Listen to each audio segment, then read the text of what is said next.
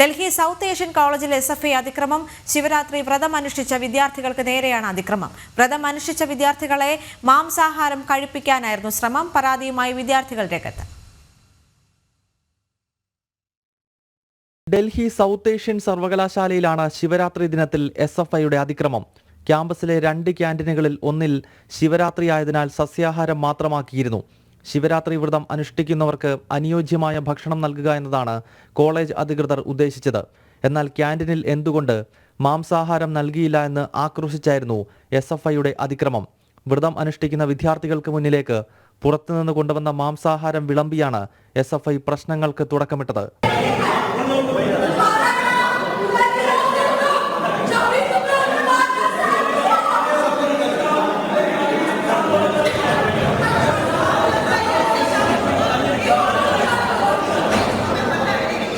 ഒരു ക്യാന്റീനിൽ മാംസാഹാരം ഉണ്ടായിട്ടും മറ്റേ ക്യാന്റീനിലെത്തി പ്രശ്നം സൃഷ്ടിച്ചത് ബോധപൂർവമാണെന്ന് ചൂണ്ടിക്കാട്ടി കുട്ടികൾ പരാതി നൽകി. വിദ്യാർത്ഥികൾക്കിടയിൽ മതസൗഹാർദ്ദം തകർക്കാനാണ് SFI ശ്രമിക്കുന്നതെന്ന് ABVP ആരോപിച്ചു. ജനം, ഡൽഹി.